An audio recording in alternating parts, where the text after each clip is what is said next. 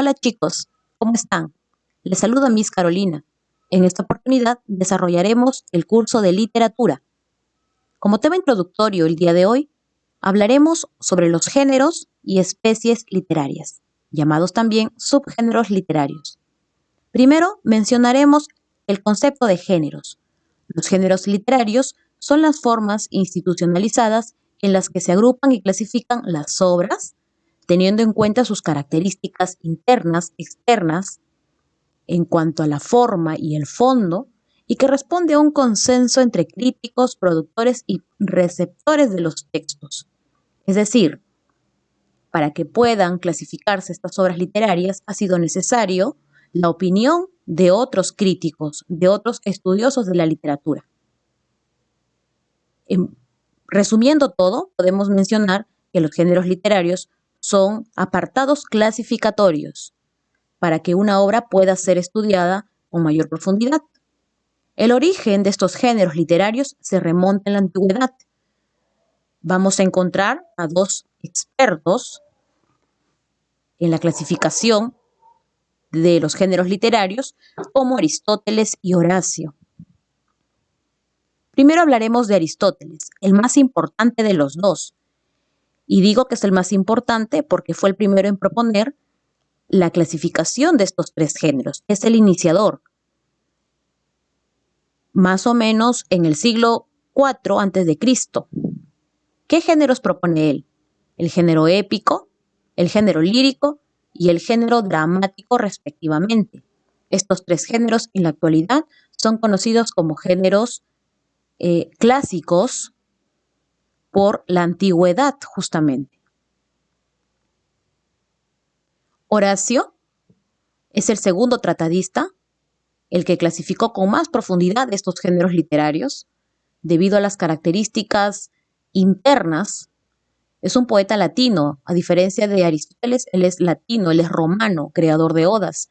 Importante tratado, Ars Poética o Epístola a los Pisones. En esta obra, justamente, donde él hace el análisis y la profundidad de estos géneros literarios expuestos ya con anterioridad por Aristóteles.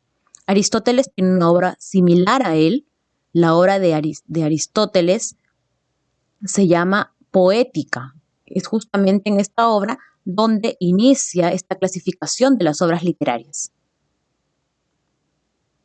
A continuación te presento un mapa conceptual en donde tú puedes apreciar la clasificación de los géneros literarios. ¿Sí? Vamos a colocar aquí. Los géneros literarios inicialmente, recordemos, fueron tres: género épico, género lírico y género dramático. Con el paso del tiempo, el género épico evolucionó y llegó a convertirse en el género narrativo. Ambos tienen una similitud, es decir, guardan una característica en común. Ambos géneros narran, cuentan hechos, sucesos. El género épico, en este caso, cuenta sucesos de héroes, ¿no? Sus personajes son héroes, son reyes y por lo general nos habla sobre la fundación de naciones, las gestas colectivas, etc. Profundizaremos además cada uno de estos. El género épico, ¿sí? Mencionaremos ahora cada uno de ellos, las características más importantes.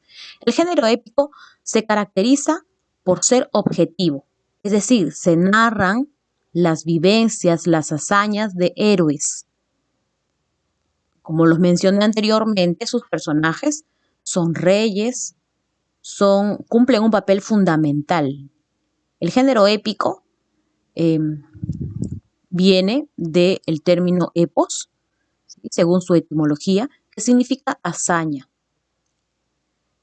Hasta el siglo XVIII, época en que aparece el Renacimiento, se creía que el género épico debía ser escrito en verso, pero a partir del siglo XVIII esto cambió totalmente, ¿sí? La etapa renacentista hizo que tengan otra concepción y ya no el género épico se escribe en verso, sino pasar a escribirse en prosa. Narra las hazañas reales o ficticias de dioses, héroes de la antigüedad.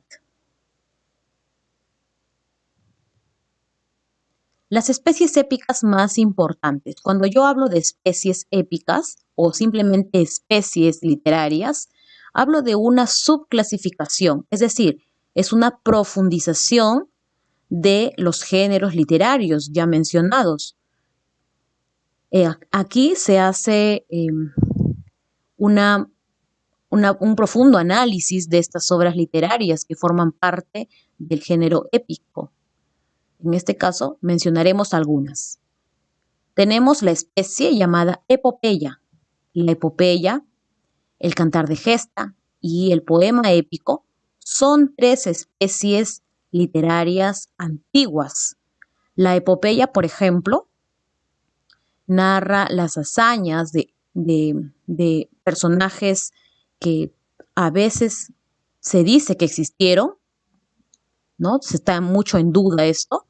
No se sabe si existieron, si fueron reales o simplemente fueron parte de la creación, ¿no? En este caso de Homero. Vamos a hablar de sus dos obras cumbres, la Ilíada y la Odisea.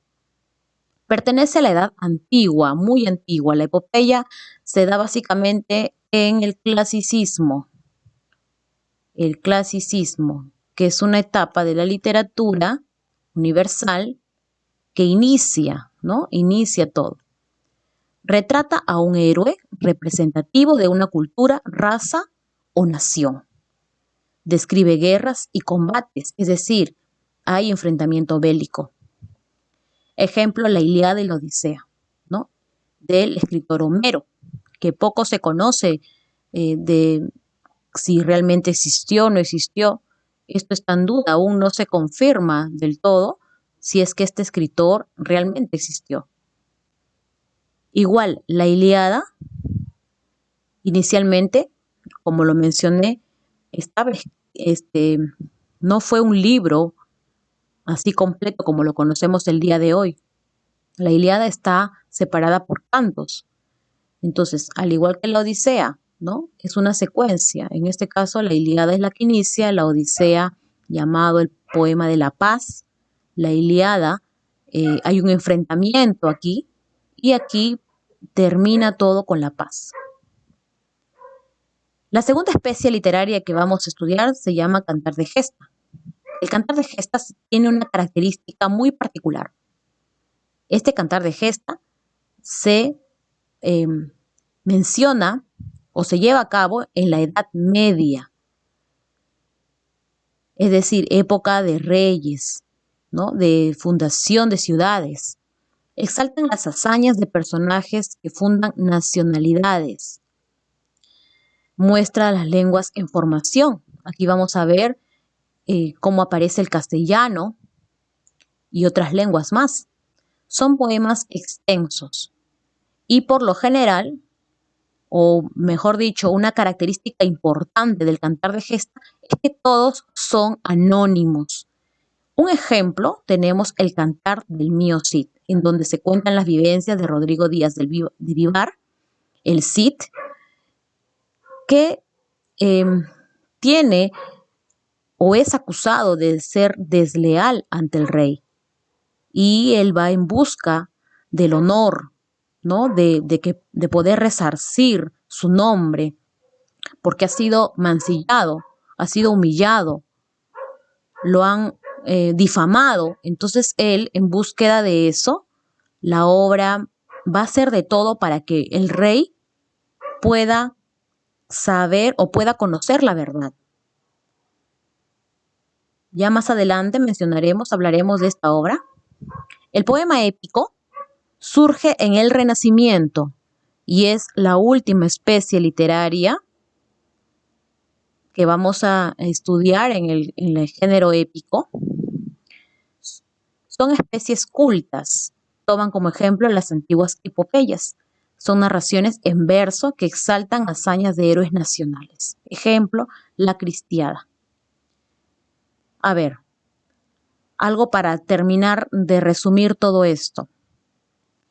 La epopeya, el cantar de gesta y el poema épico son especies épicas, clásicas, y todas estas que están aquí pertenecen a la antigüedad. Con el paso del tiempo, el género épico evolucionó. El género épico ahora se llama género narrativo y se llama así porque las narraciones, en este caso las narraciones vienen a ser más modernas, utilizan términos modernos, ¿no? Es más actual, pero igual sigue narrando o contando las vivencias de los personajes. Reemplaza la antigua épica, relata una serie de hechos que le ocurren a uno o varios personajes. Presenta una secuencia de hechos, sucesos o acontecimientos de ficción escritos en prosa, ¿no? La particularidad es que el género épico era escrito en verso, mientras que el género narrativo se escribe en prosa. Utiliza como formas de expresión la narración, la descripción y el diálogo. En este género literario vamos a destacar la presencia de los cuentos, la presencia de las novelas, de las fábulas, las parábolas, los mitos, las leyendas son propias de este género narrativo, ya que cuentan, como lo mencioné anteriormente, las vivencias de un personaje o varios personajes.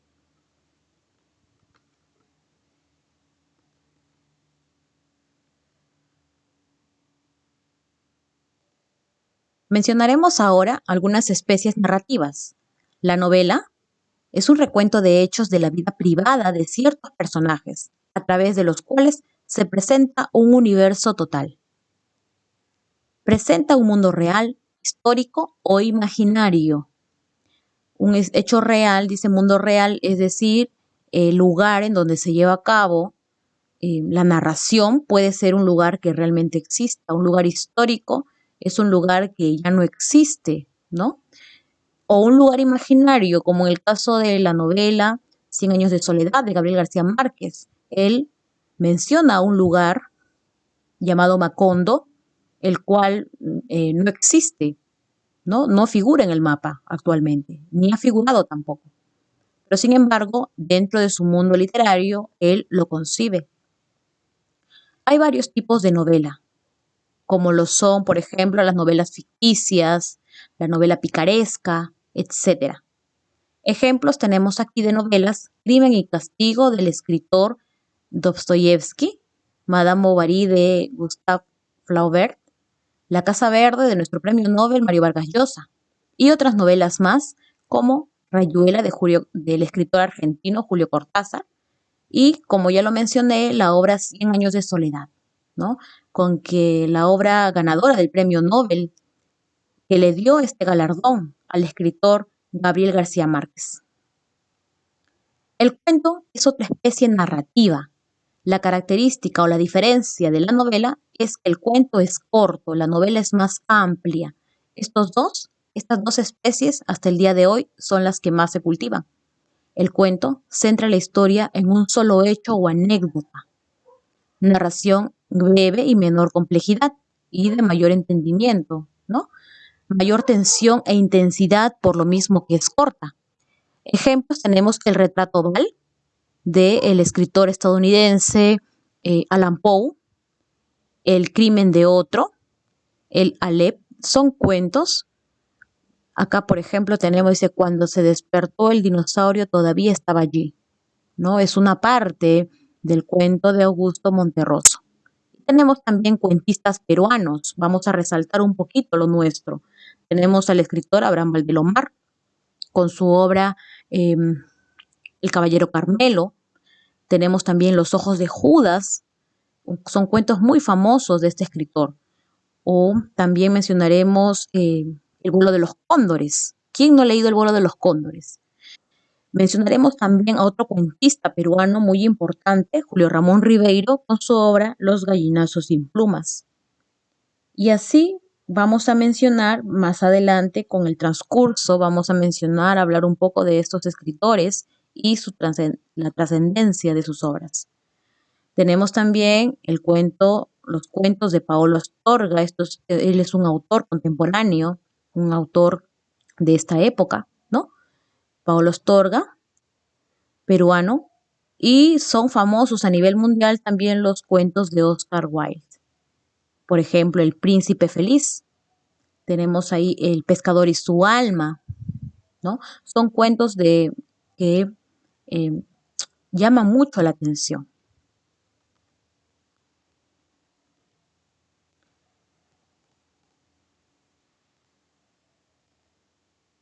El siguiente género que vamos a estudiar es el género lírico. El género lírico se caracteriza por ser subjetivo, es decir, es interno. El escritor aquí va a expresar su sentir, sus emociones, sus sentimientos, los va a dar a conocer. El género lírico se caracteriza porque está escrito en verso, pero no todos. Por ejemplo, vamos a encontrar en este género lírico, por ejemplo, la obra de Juan Ramón Jiménez, Platero y yo. Platero y yo es una obra que está escrito, perdón, me equivoqué. Ay, Dios mío, ahí me corta. Como lo mencioné, Platero y yo es una excepción de estas obras. Platero y yo está escrito, aparentemente pareciera un género narrativo, pero esta obra de Juan Ramón Jiménez, ganador del Premio Nobel, justamente con esta obra, pertenece a este género lírico, ¿no? Es más, en esta obra él exalta las cualidades de un burrito llamado Platero y el cual él estima demasiado, ¿no? Esta obra, digo que es la excepción, ya que se encuentra escrito en prosa, siendo del género lírico, ¿no? Lo ideal sería que esté escrito en verso, pero tiene una característica, es exceptual, ¿no? Es excepto de lo que normalmente sería el género lírico. El género lírico expresa sentimientos y emociones del hablante lírico. Su término, su nombre, proviene de la lira, un antiguo instrumento musical con el que se acompañaban las odas, ¿no? Los cánticos de alabanza a los dioses, ¿no? De agradecimiento. Entonces adquirían una nota patética, por decirlo así, si apelamos al patos, ¿no? Patos, que es la etimología, significa algo patético, ridículo, por decirlo así. Es conocido como poesía.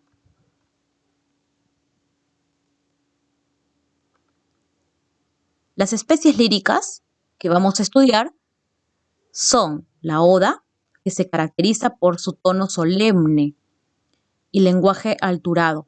Expresa entusiasmo. Por ejemplo, vamos a tener la oda Afrodita de la escritora o de la literata Safo, muy antigua, de la época clásica. O también podemos tener uno del autor peruano, Mariano Melgar, Oda a la Libertad, ¿no? En donde él hace o elogia la época que nosotros vivíamos antes de lograr la independencia del Perú, esa libertad que anhelábamos, ¿no? Y que la veíamos tan lejana. Entonces él hace una remembranza de esto y pide, ¿no? Dice, por fin libre y seguro, puedo cantar, rompióse el duro freno, descubriré mi seno y con lenguaje puro mostrará la verdad que en él se anida. Mi libertad civil bien entendida. Oíd, cese ya el llanto, levantad esos rostros abatidos, esclavos oprimidos, indios que con espanto del cielo y de la tierra, sin consuelo, cautivos habéis sido en vuestro suelo. Oíd, compatriotas sabios, cuyas luces doblaban el tormento de mirar al talento, lleno siempre de agravios, cuando debiera ser director justo, y apoyo y esplendor del trono augusto. Oye, mundo ilustrado, que viste con escándalo a este mundo. Entonces es un ejemplo de oda. Ahora estudiaremos la elegía. La elegía es otra especie lírica que expresa el dolor por la pérdida de un ser querido. Un ejemplo claro tenemos aquí la obra de Jorge Manrique, Coplas a la muerte de su padre. Es un poema que expresa demasiado dolor ante la pérdida de este ser querido. Jorge Manrique, con esta obra, pues nos sumerge en una tristeza profunda, ¿no? Entonces la elegía se caracteriza por manifestar mucho dolor. Es un poema de dolor.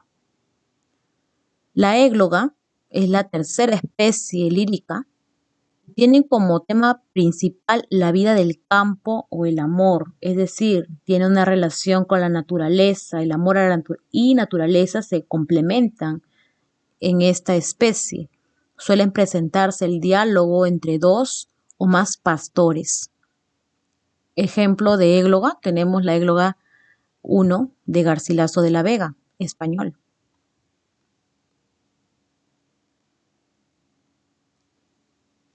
La canción es la cuarta especie lírica que estudiaremos. Es breve y generalmente tierna, dulce y melódica. Expresa entusiasmo. Ejemplo, tenemos aquí la canción 3. Una ola se eleva, ajena a la memoria, en playas del crepúsculo. Una ola me trae tu corazón de lejos, surcando resplandores, desfallece una ola. Entonces es un poema dulce que trata del amor, ¿no? Tiene un tono muchas veces en rima, ¿no? Tiene ritmo. El epigrama o sátira es un poema de burla. Es un poema breve, por lo general, ingenioso, que se emplea para exponer un pensamiento satírico. Ejemplo, tenemos aquí la obra de Antonio Machado, dice, todo necio confunde valor y precio. El ojo que ves no es ojo porque tú lo veas, es ojo porque te ve. Es decir, aquí se hace en las sátiras antiguas de la época del siglo de oro, del Renacimiento, tenemos ahí escritores muy reconocidos, ¿no? Ellos manifestaban su desazón, su disgusto ante los políticos. Por eso es que las sátiras, mayormente en la época renacentista, que es la época en donde se da con mayor auge, van a hacer comparaciones entre otros escritores, entre ellos mismos se van a atacar. Vamos a tener, por ejemplo, la sátira muy famosa de Quevedo en el Siglo de Oro, en donde él manifiesta, como lo mencioné, su repudio a los corruptos, a los rivales literarios, ¿no? Inclusive le compone él un poema a un hombre de gran nariz, a otro escritor español también, su rival. El madrigal expresa una suave queja por un amor no correspondido. Ejemplo, ojos claros, serenos, si de un dulce mirar sois alabados, ¿por qué, si me miráis, miráis airados? Si cuanto más piadosos, y ahí continúa, es decir, es un amor no correspondido. Aquí hay una tristeza también por parte de la persona que lo enuncia, pero no tiene punto de comparación, en este caso, con la elegía. El cuarto género ya que vamos a mencionar es el género dramático. El género dramático es una combinación del género narrativo épico con el género lírico.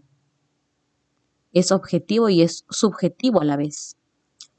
El género dramático no es para ser contado, no es para ser narrado, tampoco expresa los sentimientos del autor.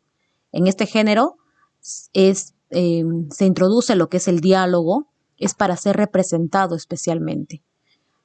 Tenemos dos especies muy antiguas, como son la comedia y la tragedia, ¿no? La tragedia, por ejemplo, en la antigüedad, en la época clásica, era considerado como una verdadera obra de arte. Los que interpretaban estas obras literarias, estas obras de arte, lo hacían para poder sentir el agrado de los dioses, ¿no? Lo que buscaban ellos era causar una reacción en el público que los veía. Proviene de la palabra drama, obrar, actuar, representado ante un público en un escenario. Hay empleo de diálogos y acotaciones. Las principales especies dramáticas son la tragedia y la comedia. La tragedia, su mismo nombre lo dice y hemos escuchado muchas veces, dice qué trágico eres, o sea, es algo que nos conmueve. Nace en Grecia, es la representación de hechos funestos. En la antigüedad se le consideró la imitación de acciones de personajes nobles. Tuvo como finalidad la catarsis, es decir, que la persona que vea la actuación de estos actores trágicos o de estos escritores trágicos, puedan conmoverse a tal punto de creerse la historia como real. Un ejemplo de la tragedia tenemos a Edipo Rey. Edipo Rey, cuyo autor es Sófocles. Sófocles es considerado pues uno de los mejores trágicos, en donde en su obra Edipo Rey pues ocurre que él se casa con su madre. Obviamente no sabía que era su madre, ¿no? Su madre Yocasta, y cuando se entera de esto, él lo que hace es arrancarse los ojos con unos broches. Y lo mismo sucede con Yocasta, que se ahorca con sus propias trenzas. Entonces es toda una historia que más adelante también ya lo estudiaremos. La comedia, me faltaba mencionar que la tragedia hay un final fatídico, un final terrible. Aquí el final es muerte, ¿no? Por eso es su nombre, tragedia, trágico. En cambio, en la comedia, el final o la trama es una trama jocosa. Nace también en Grecia, se satiriza a personajes públicos, tiene por finalidad agradar y divertir al público. Esa es la finalidad. Mientras que en la tragedia lo que se busca es conmover a la persona, al oyente. En muchos momentos sirvió como instrumento de crítica social, es decir, eh, como especie de broma, pues sacaban a relucir las carencias de algo o alguien. Ejemplo, el avaro de Molière. Acá tenemos un pequeño fragmento, dice Harpagón, que es el protagonista, es el avaro, dice, ¿cómo? Cleante, estáis resuelto, decís. Harpagón nuevamente, a casarme con Mariana. ¿Quién? ¿Vos? Sí, yo. Me he dado de pronto un mareo y me retiro, ¿no? Y por último veremos la tercera especie dramática llamada drama o tragicomedia. Tragicomedia, ese término no lo utilizamos mucho, más utilizamos el drama. Y el drama es la combinación de la comedia con la tragedia. Aquí se mezcla la muerte y se mezcla también la parte cómica o el final feliz, ¿no? Un elemento de tragedia y comedia, por eso es una fusión de ambos. Narra los acontecimientos vitales de una serie de personajes. Uno de sus máximos representantes fue Félix Lope de Vega. Su obra, Fuente Ovejuna, no es una obra representativa. Si hablamos nosotros de una obra peruana dramática, tenemos el drama Ollantay, ¿no? Ollantay, que era un soldado, un guerrero, mano derecha, podría decirse, del Inca Pachacútec, que el único error que cometió fue enamorarse de Cosicoyur. Cosicoyur, que es la princesa, hija de Pachacútec. Entonces es desterrado por Pachacútec, mandado lejos. Pero a pesar del tiempo, este amor va a sobrevivir y finalmente pues va a tener un desenlace feliz, ¿no? Pachacútec muere, le deja el cargo a su hijo Tupac Yupanqui. Tupac Yupanqui es quien perdona a Ollantay al enterarse toda la verdad y le da una nueva oportunidad. Y ambos se reencuentran y tiene un final feliz, un final de reconciliación, ¿no? Entre ambos que ha estado rondando por mucho tiempo. Tenemos también otro drama. Tenemos acá, por ejemplo, de Fuente Ovejuna. Laurencia es un personaje, Esteban, aquí actúa Juan Rojo. Mencionaremos qué es lo que dicen. A ver, dice, déjame entrar, que bien puedo, en consejos de los hombres, que bien puede una mujer, sino a dar voces. ¿Conocéisme? Santo cielo, ¿no es mi hija? No conoces a Laurencia. Vengo tal, que mi diferencia os pone en contingencia. ¿Quién sois? ¿Quién soy? Hija mía, no me nombres tu hija, ¿por qué mis ojos? ¿Por qué? Por muchas razones, dice. Les mencioné también que, eh, o no les mencioné, pero lo voy a hacer, existe en la actualidad mucho se habla sobre la introducción de un quinto género literario. Este género es un género actual, eh, pero tiene un inicio o tiene un antecedente de la época renacentista con Michel de Montaigne. Él es el autor. Este autor es el que va a fundar las bases o va a ser la primera aparición de este género quinto, que no muchos lo consideran como un género. Recordemos entonces que los géneros literarios que conocemos hasta ahora son el género épico, el género lírico, narrativo y dramático. ¿Sí? En algunos libros aparece que el género, no aparece el género narrativo, aparece épico nada más, o a veces aparece también épico narrativo. Lo pueden encontrar también así. Por ejemplo, en la Universidad Nacional Mayor de San Marcos, eh, estudian ellos el género épico, no mencionan género narrativo, ¿no? Simplemente lo mencionan como épico. Entonces debemos mencionar que la actual crítica literaria considera un quinto género llamado el género expositivo, en donde su especie literaria va a ser el ensayo. Dice, son incluidas todas aquellas obras que presentan de forma ordenada y sistemática el pensamiento y opinión del autor sobre un determinado tema, es decir, lanzan una crítica literaria, ¿no? Más es como una crítica literaria sobre la profundización de un tema de acontecer actual, podría decirse, a las que conocemos con el nombre de ensayo. Este género se inició durante el Renacimiento europeo gracias a los escritos de Michel de Montaigne. Tenemos también nuestro escritor peruano, José Carlos Mariátegui, con su obra eh, Siete ensayos de la realidad peruana, en donde él denuncia estos abusos, ¿no? Bueno, toca diferentes temas, porque inclusive habla también de la misma literatura, habla de la política. Los temas son variados en los ensayos, no hay un tema específico. Eso fue todo, chicos. Espero que hayan entendido la clase.